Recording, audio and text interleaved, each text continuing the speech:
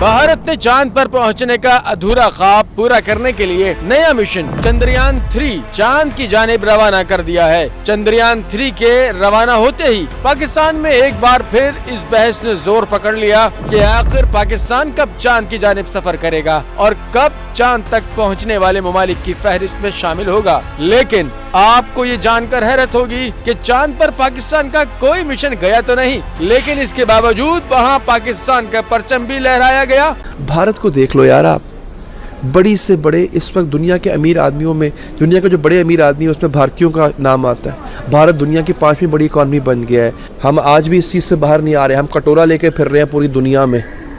अल्लाह के नाम पे कुछ दे दे बाबा, अल्लाह के नाम पे। जब अल्लाह के नाम पे मिल जाता है हमें, तो हम फिर अय्याश होना शुरू हो जाते हैं।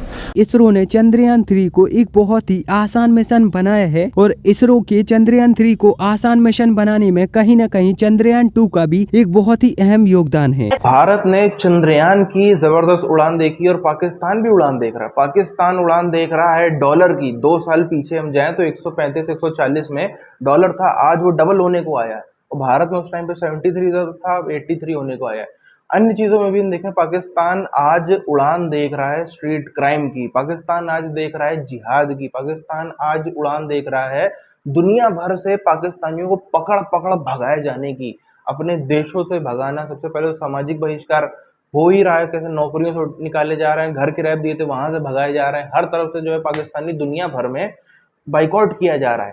उन सबकी ऊंची उड़ान, मतलब ये होता है ना, फल अपना अपना कर्मों के हिसाब से फल मिलता है। भारत ने जहां पे निवेश किया, भारत ने जहां पे जिस टैलेंट को बढ़ावा दिया, पूरी एज अ होल सोसाइटी, उसका नतीजा हमको सामने नजर आ रहा है। और पाकिस्तान ने जहां पर इन्वेस्ट किया, अपनी सोसाइटी को जिस चीज के लिए ट्रेन किया, आज उसका नतीजा पाकिस्तान में भी नजर आ रहा है। भले ही चंद्रयान 2 एक असफल मिशन रहा हो, वो चांद की सतह के बहुत ही ज्यादा पास पहुंचने के बाद भी लैंड नहीं कर पाया हो, लेकिन इसके बावजूद भी चंद्रयान 2 की वजह से इसरो को फायदा हुआ है। देखिए, हम मजाक बनाते हैं इंडिया की गुर्बत पे, इंडिया की गरीबी पे, या इंडिया की जो हिंदुत्व का जो एक नजरिया उस पे, मगर जो वो अच्छे काम कर रहा है उसको नहीं देखते।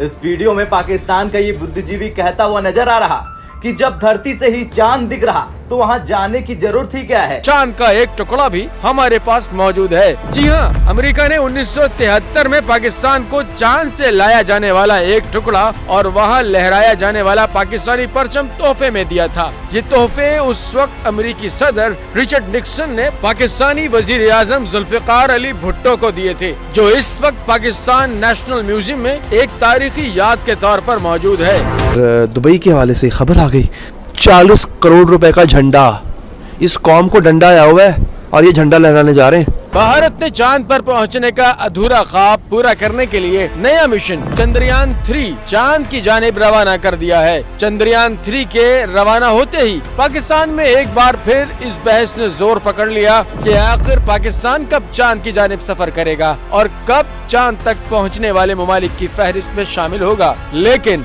आपको ये जानकर हैरत होगी, वहाँ पाकिस्तान का परचम भी लहराया गया और चांद का एक टुकड़ा भी हमारे पास मौजूद है। और अभी आपको पता है माशाल्लाह से इस गवर्नमेंट क्या करने जा रही है। 14 अगस्त को ये गवर्नमेंट 40 एक वर्ल्ड रिकॉर्ड कायम करना जी, सबसे बड़ा झंडा लहरा दिया हमने।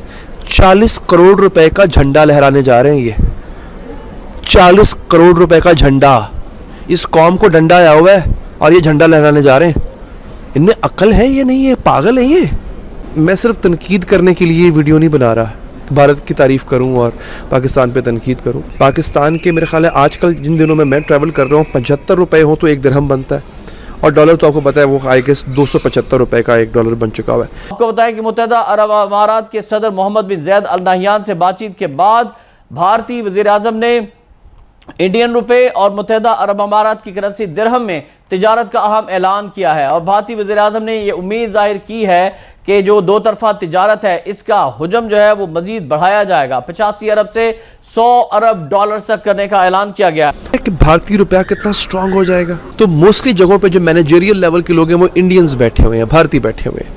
तो जो कि मेरी जब मैंने जाके इन्फॉर्मेशन कलेक्ट करनी थी तो वो फिर जो एक खातून थी वो इंडियन थी, उनसे मेरी बात हो रही थी। तो ऐसी बातों में जो है उन्होंने मुझे जब बताना शुरू किया कि उनके लिए ज़िंदगी यहाँ पे कितनी आसान है, क्योंकि वो दिरहम के मुकाबले में जो उनका रुपया है उसमें कोई बहुत ज़्यादा फ़र्क नहीं है। चंद रुपयों में ढेर सारे दिरहम आ जाते होते हैं। तो उनके लिए यहाँ पे रहना, अच्छी ज़िंदगी, अच्छे अपार्टमेंट में, अच्छे घर में रहना, रेंट पे रहना, अच्छी गाड़ी रखना, अच्छी शॉपिंग करना, अच्छा खाना पहनना बड़ा आसान है। ये आपको पता है कितने का, ये यहाँ पे बाकायदा जो है ना 160 दिरहम का है ये वाला पैकेट जो मैंने लिया, 160 दिरहम का। और इंडियंस के लिए ये बनते हैं गालिबन 3000 रुपया या 4000 रुपया, ठीक है।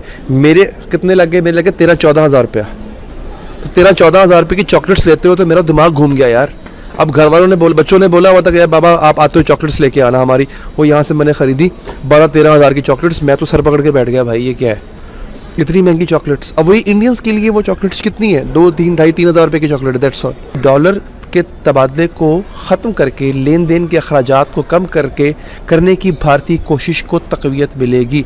रिपोर्ट के मुताबिक भारत के वज़ीर-ए-आज़म नरेंद्र मोदी के UAE के दौरे के दौरान दोनों ममालिक ने सरहद पार से रकम की मुंतकली को आसान बनाने के लिए रियल टाइम अदायगी का लिंक कायम करने पर भी इत्तफाक किया। आपको पता है ये भारत कर रहा है इधर से नई 2023 मॉडल की फॉर्च्यूनर गाड़ियां दी गई हैं। अभी 2 दिन पहले यही मुल्क जो है हमारा मुल्क IMF के सामने भीख मांग रहा था। मुझे बताएं ये डिप्टी कमिश्नर लोग ये पहले कम बारात ले रहे हैं। 2023 मॉडल की एक फॉर्च्यूनर गाड़ी की कीमत क्या है मुझे बता दें आप लोग जानते हैं, 2.25 करोड़ रुपया। माइनॉरिटीज़ का हमने जो हालात बनाए हुए हैं और जिस तरीके से हम उनके साथ पेश आते हैं, वो ख़ास तौर पर जो हिंदू कम्युनिटी है, वो अहमदीज़ जो हैं उनके साथ जो वाक़यात पेश, यानी जो इस तरह की माइनॉरिटी, खैर हम ईसाइयों की यानी कि हमारी जो क्रिश्चियन कम्युनिटी है उसके बारे में भी क्या कहें। इतने बड़े बड़े जो वाक़यात हुए हैं, आसिया बीबी से लेकर और बहुत सारे दूसरे जो आते रहते हैं। एक मियाँ बीवी का जो था शमा, और वो कितना अर्सा पहले जिनको भट्टी में डाल के जला दिए थे, सब वाक़या जो है क्रिश्चियन कम्युनिटी का भी यही हाल है। तो ये सिचुएशन है कि जिसको कंडेम करने की ज़रूरत है, उसके ऊपर बात करने की ज़रूरत है। चंद्रयान 2 की वजह से इसरो को यहाँ पर ये फायदा हुआ है कि चंद्रयान 2 के साथ इसरो ने अंतरिक्ष में यानी कि चांद पर एक ऑर्बिटर भी भेजा था, और वो ऑर्बिटर वहाँ पर अच्छे से पहुँचा भी है और आज भी वहाँ पर काम कर रहा है। और इसीलिए इसरो को यहाँ पर चंद्रयान 3 के साथ दोबारा से कोई भी ऑर्बिटर भेजने की जरूरत नहीं थी, और चंद्रयान 3 के साथ इसरो ने कोई भी ऑर्बिटर नहीं भेजा। और इस ऑर्बिटर के ना होने की वजह से रॉकेट में जगह भी खाली बची रही, और इसीलिए फिर इसरो ने चंद्रयान 3 में केवल और केवल अपना पूरा का पूरा फोकस लैंडर पर किया। उनका चंद्रयान 2 नाकाम नहीं हुआ था, कुछ उसने टारगेट अचीव कर लिया था, मगर हाँ 100% नहीं हुआ था। ठीक है। अब यह चंद्रयान 3 जो है वो लॉन्च हो गया हुआ है, ठीक है। और 40 दिन लगेंगे मेरे ख्याल से, 23 अगस्त तक हमें पता चल जाएगा वो सक्सेस हुआ है या नहीं। ठीक है। मगर फिर भी ये है कि टेक्नोलॉजी उनके पास कुछ ना कुछ आ गई है। उसका क्या एल्टीट्यूड होता है वो पता है। उस वक्त फवाद चौधरी के बयान की काफी आलोचना की गई थी। चंद्रयान का सफल उड़ान देख करके पूरे के पूरे पाकिस्तान में हो हल्ला तो मचा। अब पाकिस्तान में ये कितना भी चीखते चिल्लाते रहते। एक तो आपको याद हो, यदि एक पाकिस्तान का महामूर्ख व्यक्ति, जो कि महामूर्ख तो IQ के लेवल के हिसाब से था ही, बहुत ही बड़ा डरपोक भी साबित हुआ फवाद चौधरी। आप सबने देखा किस तरीके से वो दुम दबा के भागता हुआ, वो वीडियो आप सबको याद होगा उसका, कैसे उसको पुलिस पकड़ने कैसे दुम दबा के भागा था। एकदम ऐसा लग रहा था कि हुसैन बोल्ट को एक से बड़े बड़े रेसर को पीछे कर दे उस समय। तो उसने क्या किया था आपको याद है? उसके जब वो चंद्रयान 2 फेल हुआ था तब जाहिलों ने कैसी बातें की थी। देखिए वो बात है ना कि जिसकी औकात नहीं होती है कुछ करने की, वो जो कुछ कर रहा होता है ना, उसके ऊपर यही जाहिल लोग ऐसे हंसते हैं। तो वहीं पर उसने अपनी जाहिलियत का परिचय दिया था उस व्यक्ति ने। अब की यदि हम बात करें तो पाकिस्तानी अपने आप पर देख रहे हैं, अपने आप को, अपनी पूरी सिटीजन को एनालाइज कर रहे हैं, अपने समाज को देख रहे हैं, कम्युनिटी को, कि यार ऐसा क्या है, ऐसे क्या है कि यार इंडिया ने इतना कुछ किया। पाकिस्तान से कोई कंपैरिजन नहीं है, इंडियन जो स्पेस ऑर्गेनाइजेशन है उसका और इनके स्पेस ऑर्गेनाइजेशन में कोई वो नहीं कंपैरिजन। लेकिन क्या ऐसी वजह है जो भारत का इसरो कई मायनों पर नासा पर, चाइना पर, रशिया पर, यूरोप पर, अलग अलग देशों पर, दिग्गज देशों पर भारी पड़ता हुआ नजर आया है? क्यों भारत के पहले कोई इतने कम दाम में सैटेलाइट नहीं भेज पाया? अच्छा, 2-3 चीजें भारत के बारे में भी यदि हम लोग बात करें ना, तो एक तो है ये बात कि हाँ हमारे यहाँ पे कम बजट में हमने क्या मतलब हमारे साइंटिस्ट ने भेजा सैटेलाइट, मार्स ऑर्बिटर मिशन की मैं बात कर रहा हूँ। बहुत कम बजट में इतना सब कुछ हुआ, लेकिन ये हमको समझना पड़ेगा। पहले तो उनके लिए तो बिल्कुल तारीफ है, दिल से सैल्यूट है, वहां पर कोई कमी नहीं है। लेकिन एक बात हमको समझनी पड़ेगी कि आखिर ऐसी क्या वजह है कि नासा जैसी फैसिलिटीज, चलो ना सही, अमेरिका थोड़ा सा हमसे ज्यादा मजबूत देश है, लेकिन जिस लेवल पे आज इसरो है उससे तो बेहतर किया जाता है। थोड़ा तो बजट बढ़ाया जाता है, हालांकि बजट बढ़ रहा है लेकिन अभी भी कम है, अभी भी कम है। अभी भी आप देखो तो जिस हिसाब से बजट दिया जा सकता है, जिस हिसाब से आप देखो ना, हमारे देश में फालतू फालतू चीजों पे इतना खर्चा हो जाता है, फालतू फालतू चीजों पे इतना कुछ हो जाता है। हमारे देश में मुफ्त राशन बट रहा है, कहीं मुफ्त बिजली बट रही है, कुछ कट रहा है। इनका यदि आप इकट्ठे करके देखो, लाखों करोड़ में खर्चा है।